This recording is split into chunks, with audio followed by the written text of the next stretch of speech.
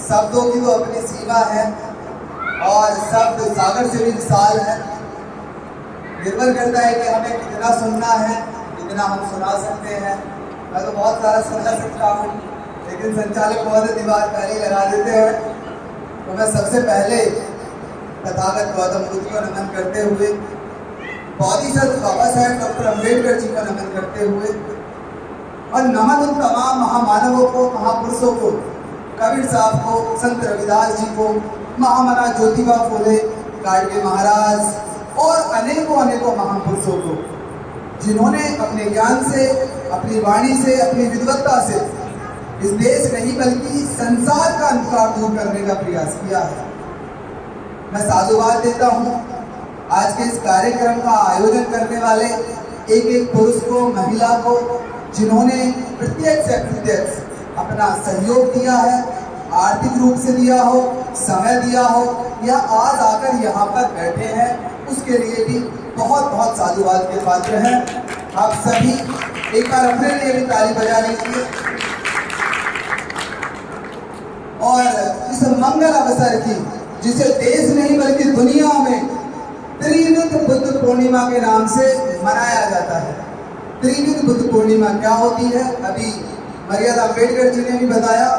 यानी कि तीनों ही महान कार्य, जन्म बुद्ध का ज्ञान प्राप्त यानी कि बुद्ध बनना और महापरिनिर्वाण, तीनों एक ही पूर्णिमा को हुए, वैशाख पूर्णिमा। इसे दुनिया में वैशाख डे के नाम से भी मनाते हैं। जैसे चाइना में, जापान में, बहुत सारे देशों में वैशाख डे से कहते हैं। तो आज का जो दिन है, या जो ये समय चल रहा है, एक तो बड़ा सुंदर समय इसे सीखने को मिला। और फिर इस तरफ लग गए हम, जब हम लोगों को देखते हैं रोजाना कार्यक्रम चल रहे हैं। अभी परसों भी कार्यक्रम था, हमने भी हापुड़ में किया। हापुड़ में उस दिन लगभग 6 कार्यक्रम थे।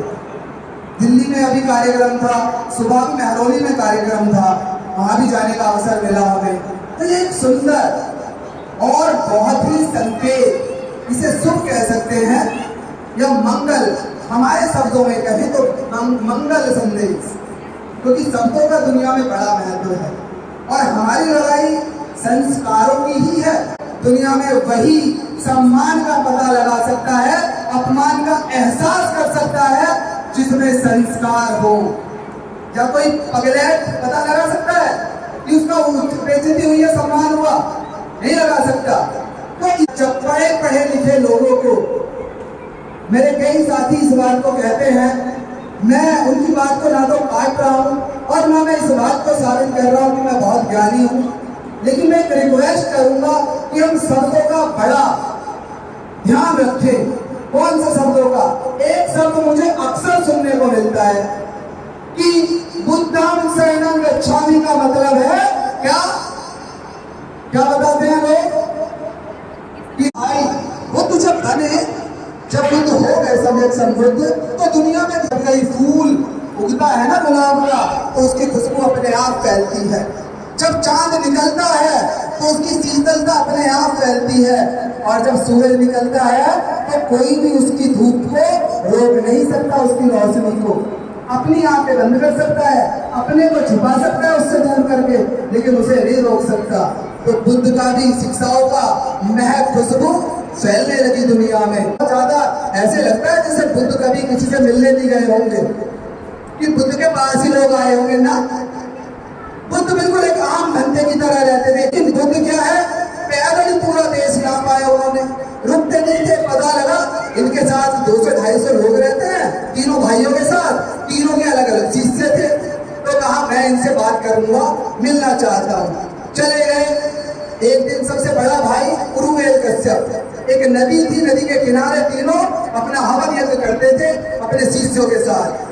गए और एक बड़े भाई से मिले। उरुवेल कश्यप से पूछा, हे जटिल, हे मुनि, आप क्या करते हो? उसने कहा, शास्त्रा, हम हवन यज्ञ करते हैं। किसके लिए करते हो हवन यज्ञ? बुद्ध ने पूछा। कि हम लोगों के कर्म अच्छे करने के लिए, लोगों के जीवन में खुशहाली के लिए, लोगों को स्वर्ग में पहुंचाने के लिए, ताकि मरने के बाद उन्हें स्वर्ग प्राप्ति हो, उसके लिए आदमी की आत्म शुद्धि के लिए हवन करते हैं और मंत्रोच्चारण करते हैं।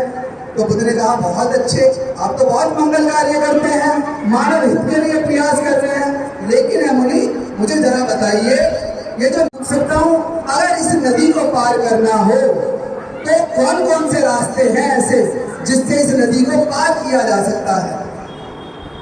गुरुवेद कश्यप ने कहा ये तो बहुत आसान जवाब है इसमें तथागत कि अगर नदी में पानी कम है तो आप पैदल जा सकते हैं, पानी ज्यादा है तो आप नौका का प्रयोग कर सकते हैं, इससे आप नदी पार कर सकते हैं।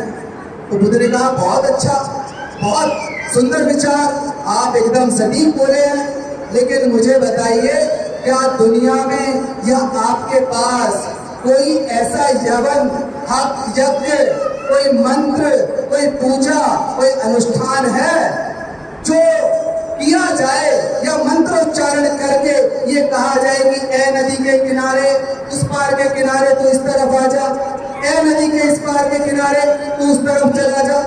क्या ऐसा कोई मंत्र यज्ञ हवन है?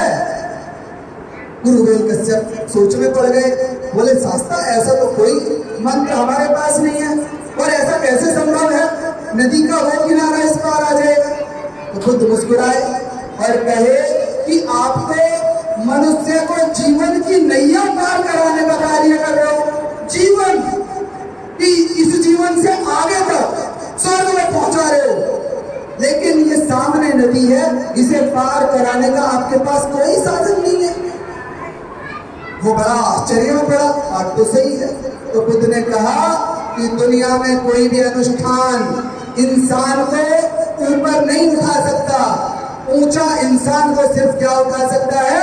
उसके कर्म, और सिर्फ कर्म नहीं, इतने पे नहीं, क्योंकि कर्म तो चोर नहीं कर रहा है। कौन से कर्म?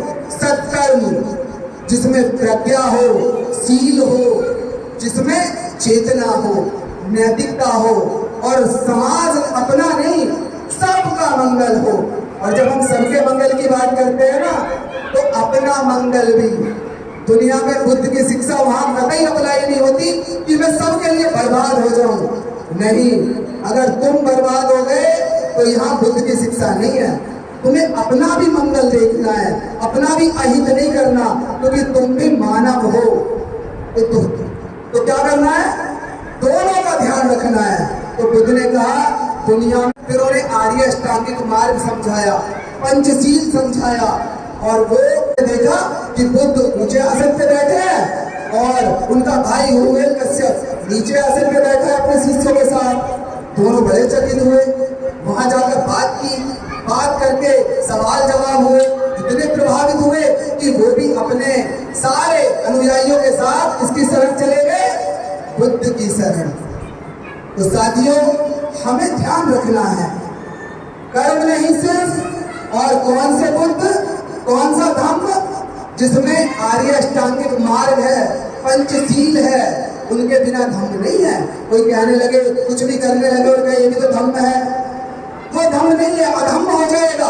बाबा साहब ने भी लिखा अपनी पुस्तक में, अधम्म क्या है, सधम्म क्या है, सब चीजों को डिफाइन किया है। तो हमें भी क्या